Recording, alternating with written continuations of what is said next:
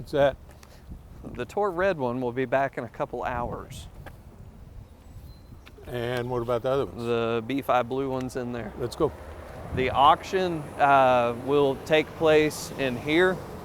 He said there are cars in there, here, and in there. Okay.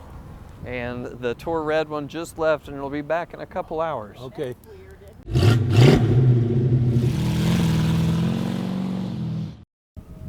Tell us why we're here.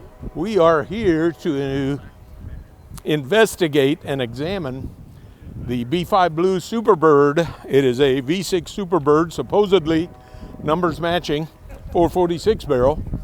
We're going to check all that out, check all 5 serial numbers, and examine the vehicle a little closer. Okay, so vacuum lines are non-functional. The way you can tell the vacuum line is non-functional is the headlights are supposed to be closed. So I don't know what that is.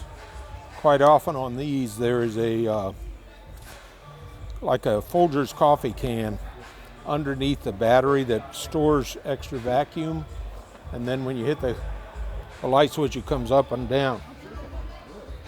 The nose isn't as bad as I thought it was. Hey Matt, that nose isn't as bad as I thought, but see the vacuum lines and... Okay, and they are the decals. I thought they were poorly painted on. It's still been off, but I think they took it off to paint it, well, or to do something else. Something I just noticed that we haven't noticed before. It's missing the A-pillar covers. Oh, it sure is. Oh, that's something. Yeah, that's not the original radiator. I don't know what it's out of. It is a 26 inch. Yeah, it looks pretty big. But it's not a, because you'd have part number right here. Yeah. And so I'm going to guess from looking at it, that's out of what's called a C body, which is a big, like a Plymouth Fury. Just looking at it, it's got a 26 inch radiator that helps cool it. But, so the radiator's not original. See this nose combiner? It has been off because A, it's not supposed to be this glossy. It's got some rust issues and they painted it. And then all these head covers, those are not the original bolts. Those are bolts somebody's put on later. They're supposed to be black, and those aren't the way it was made. The windshield washer cap over here, that's an aftermarket. The way you can tell is the correct ones, they actually open from the front back instead of the back front. And they got a lot of overspray issues. See, that's the voltage regulator back there. That's supposed to be black and see numbers. The ballast resistor looks okay, but has had some wiring issues. Got an incorrect XL coil on it. That's supposed to be an oil filler cap. Valve cover's been off. See, all the bolts are chrome. Yeah. And that's supposed to be a cap, not a filter type thing. That's supposed to be black. The heater hose, of course, all the spark plug wires are not original. Major wiring issues. Let me go look to the other side on the wiring. I try that every day.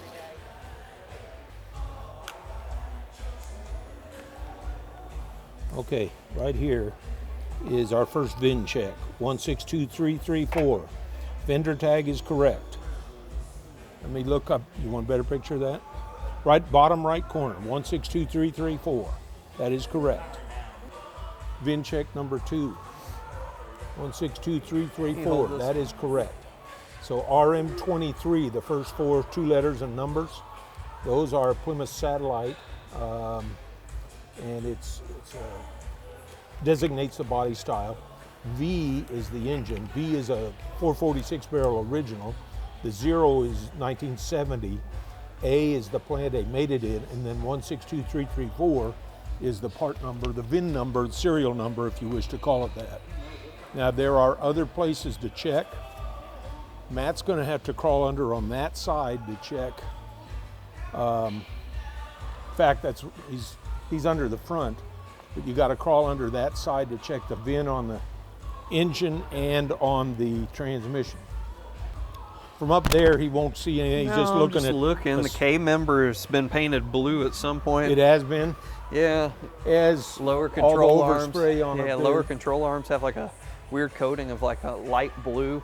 That's not right. No. Did you see the nose gasket is on correctly? It's on though. correctly, but do you see it's coming loose Yeah. here? Where it's just like the nose has been off. Those pieces shouldn't be bent. I think they've had the nose off. And just like that's surface rust right there. Yeah, Where's that and texture? all I of mean- this, look over there to that side. You can see how rough the black tray is. It has a lot of surface rust on top, and they've sprayed it. Mm-hmm.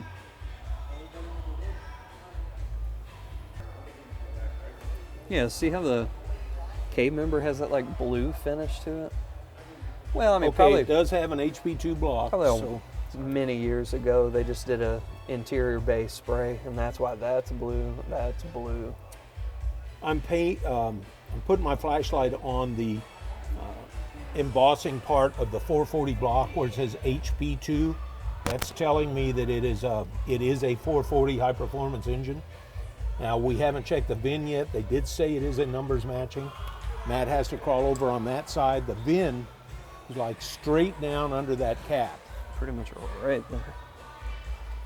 Let's see if we Matt, get it. do you Let's want see. cleaner? No, not yet. I You want got to those see in your- just okay. see it first.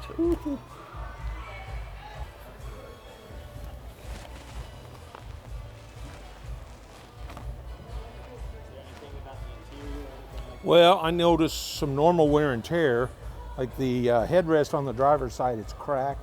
It's a white interior, it's pretty unusual. It's not totally unusual, we have one or two of them, but it just shows normal wear and tear. It's a little more than I would expect for 45,000 miles. On the other hand, they don't want me opening it without an attendant. Just looks to me like normal wear and tear. I don't see anything jumping out. Missing ashtray. It's got a question regarding the radio. Look at that a little better.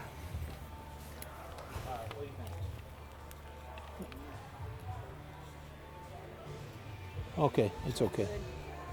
Check them. What are you finding? 162334. Yep. So the engine matches. Engine Did matches. you get the transmission? No, not yet. I was wanting to see that when it's. Okay, that's the key. We do have some obvious surface rust here. It's normal. I'll get out of this Don't guy's way. like that. You're not in my way. Okay. That's not the original molding on there. Yeah.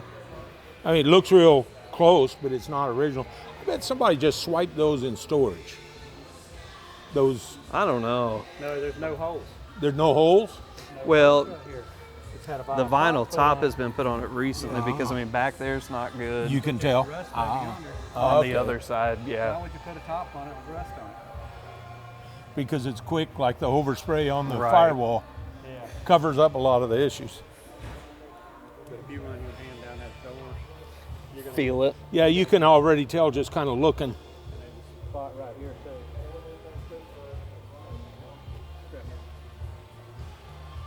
I'd like to see yeah, the that big trunk. bubble. Yeah, it looks like a big old kidney bean, yeah. See, they painted these black. That's, yeah. And it's missing the decal back here. So you can see, take a picture of that. And normally you got major rust issues like right down here. You have two sets of the deflectors? Yeah, lot. It's all body putty. You just feel that it's body putty. That's normal. Dude, But really? they painted What are over you gonna do with them? some obvious issues. Hold on to them? Yeah.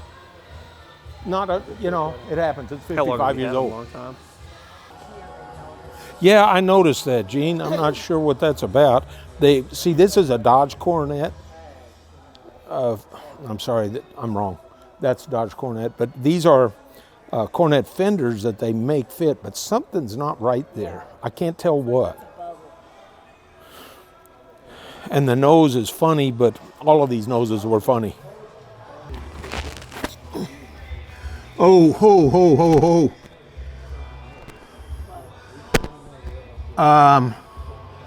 We're no longer going to bid on this car, Matt. He said no. What are you seeing? Look right here. Yep. That is a frame rail, and that has rusted through.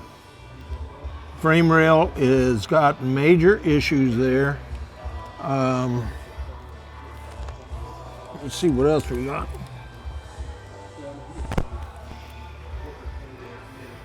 The front frame rail, that's this piece here, goes to the body frame rail, and that should be a solid weld. And you can see where not only is it rusting through there, it's starting to crack apart. I'd be interested to see the other side.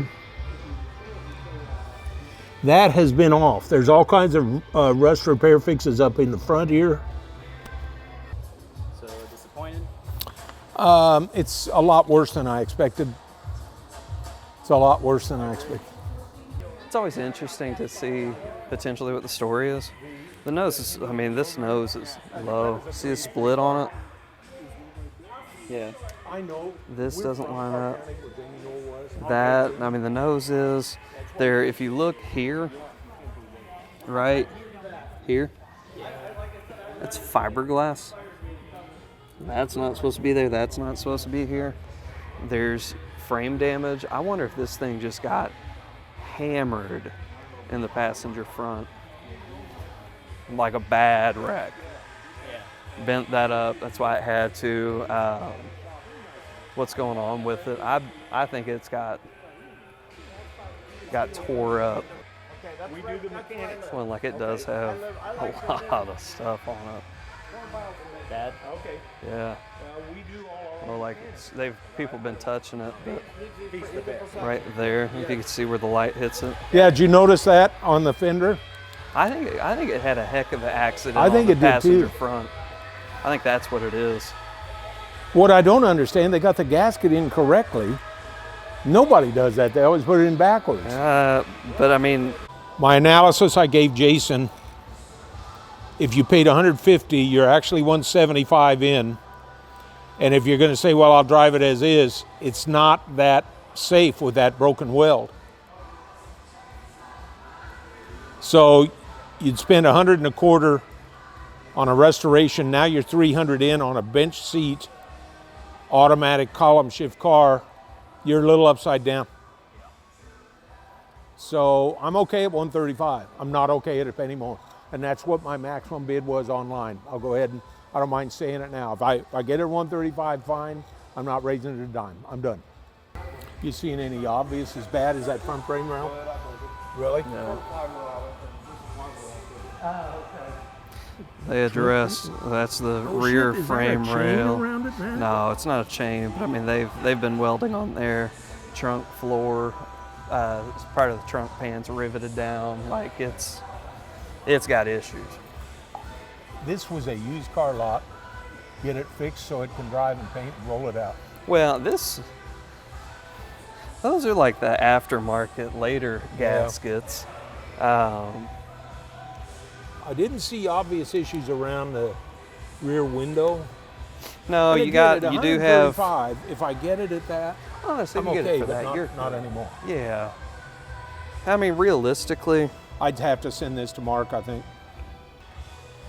What's going on with those front fenders? Did you look at the? that one has a ton of Bondo. I know. This one Well, does in the back quarter underneath look where at- they always do. If you look at this one, right here, I mean, you could see the fiberglass in it. Right there. Yep. I think, and with this, I didn't look at that frame rail yet. I think it front Had a clip. impact here. Because the nose, there's the split on the nose here, which isn't super uncommon, but still, the nose has been off because, I mean, they didn't do that great of a job lining it up. Gaskets falling down.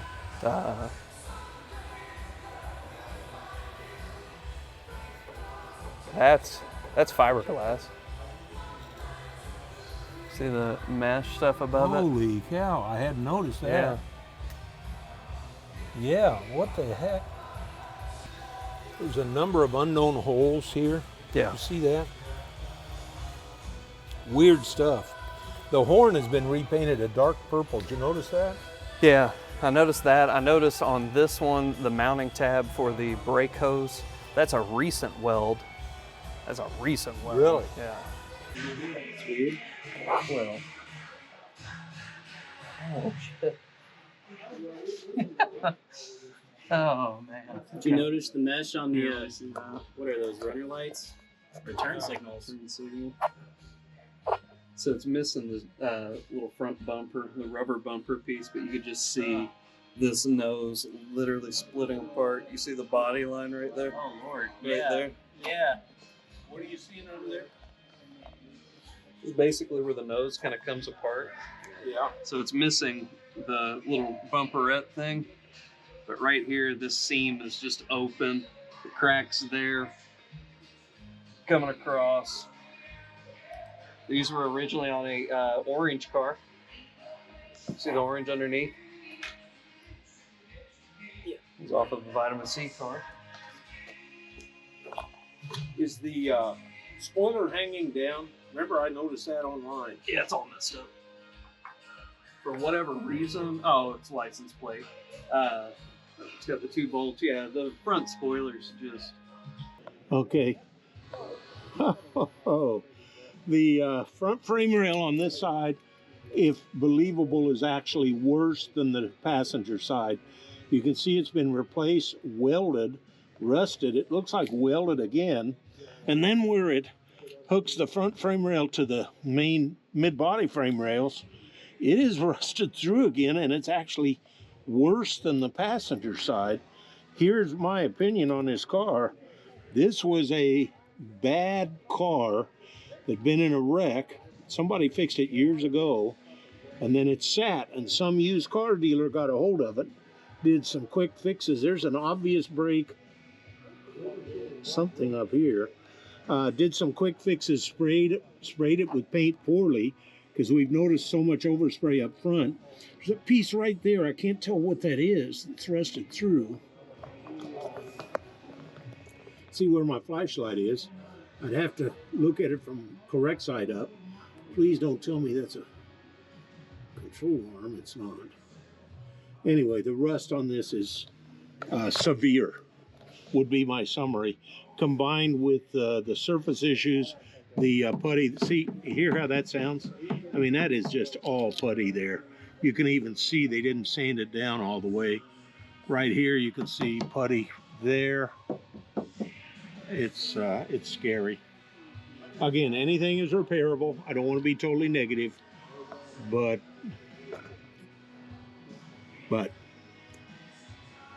Matt was saying he saw a bunch of fiberglass issues. I saw a little bit myself, but he's able to get under it further than me. See that right there? That's scary. There's a hole there, right? Or right there. See the hole? Right here. That's rusted through. In fact, oh my gosh, I can put my hand. I think I could put my finger through it. It's scary. And then see this? Oh yeah. All that? It is bad. Yeah, I got a good shot of that. Okay. That's bad. And again, my summary, that's why you have to investigate these cars. You can't buy on the internet. So Jason asked me to recap the seized blue B5 Superbird at the auction in French Lick, Indiana on Saturday, Derby Day, May 3rd, 2025. Let me give you just a touch of background. When I saw those cars come up online, I had seen the car, didn't really know too much about them. The sheriff involved is our sheriff here locally. I know the sheriff vaguely. I've never had a business dealing with him, but I did meet with him once or twice just over the cars. I saw cars and he saw mine. All right, I've been kind of searching for a B5 Blue Superbird. That's the dark blue one. Now, I've got some special rules. I always look for how am I going to get out someday, or my kids. So you want to buy the car with the best provenance you can. I want numbers matching. That means engine, transmission. And I really want a build sheet if I can get it. All right, so I look at the car online. It's advertised as numbers matching. It advertised as build sheet, which it did have. We verified most of it. I'll come back to that. So the car looked pretty good online. And then I thought, all right, what is a B5 Blue Superbird with a 6-barrel What's it worth? If you remember, it's an automatic. So if it's in perfect condition, a B5 Blue Superbird automatic, which hurts a little bit, white interior probably hurts a little bit. Perfect, maybe 275, maybe a little high, maybe a little low, but say 275 is a ballpark. Okay, well, we knew it wasn't anywhere near that because it was in pretty bad shape, but still looked pretty good online. I went ahead and bid. So I bid online just thinking, well, maybe I can steal the car. And I'll go ahead and tell you my numbers. I put in a bid. My first bid was $75,000. All right, now that wasn't my final bid, but I bid 75. But I put a high bid of 110,000. All right, it hit 110 online before the auction. I went back in and raised my high bid to 136,000. Why? Because I figured I didn't know what I was getting. I had not yet seen the car. I didn't know what I was getting, so I figured 136, even if I had to put 20 or 30,000 in it, I'd still be in real good shape. And then we drove up there the inspection day, Thursday before the auction. So we're walking towards the car. We can already see there's a number of issues in the car, and we start looking VIN numbers. I check the VIN in the dash, it matches. I check the VIN on a fender tag, it matches. We looked at the VIN and the engine, it matches. We could not get the trunk open. They would not allow us to open the trunk because the keys were locked up, okay? And we did not check the VIN on the transmission because we couldn't get under it to see it. Then we got under the car, and we saw how bad the frames was. The front frame rail on both sides where it connects with the main body frame rails quite evidently had been re-welded poorly in the past a couple of times, rusted, cracked, broken, poorly attached. We started looking at all the other physical damage, get back out from under the car. Matt and I, who is in the video, we're talking to each other, and I said, I don't want this car. All right, and the reason I don't want the car is it's going to take every bit of $100,000 to $130,000 get that car perfect. And I immediately looked to see where I was. All right, remember my max was 136. It had automatically bid me to 129, and that's where I was. I'm going online to the auction site to see if I can remove my high bid, stuck at 129. I couldn't. Day of the auction, I drive up because if I'm going to get stuck with this car, it's a legal obligation to buy. If I buy it online, I got to pay another 2.5%. I don't want that, so I drive up with my wife on the day of the auction, hoping I don't get the car to save 2.5% of $130,000. Man, it's $3,000. All right, so finally the car comes up. They're playing their game like there's real live bidders in the audience. There aren't. They're just shill bidding it back and forth to get to that. When they hit my max of 136,000, they paused for a minute, and I thought, well, crap, I'm going to get stuck with this car. When it then came back with another bid of 140, I yelled. I was excited. The people around me, there's several people there who knew me, even came up and said, what happened? I said, I didn't win. And a couple of the guys even said, congratulations, Bob, on not winning. That's how bad the car is. Let me summarize it.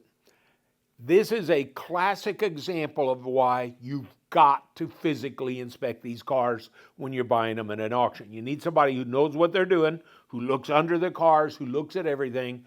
We are posting a list of all the things we noted before I stopped listing it. All right, so that's going to be attached here somehow. Jason's going to do that. You've got to physically inspect the cars. The poor guy who bought it, here's what's going to happen. I think the same guy bought both of the Superbirds. We've heard that. When they unload, he's going to say, oh, yeah, man, this is great. And then he's going to look at them, and he's going to say, oh, my God, what have I done? You got to inspect the cars. If you're the poor guy that bought it, sorry, you know, you're going to spend 130, 140 grand to get that car perfect. You want to drive it as is? It's not safe. See you again next time, folks.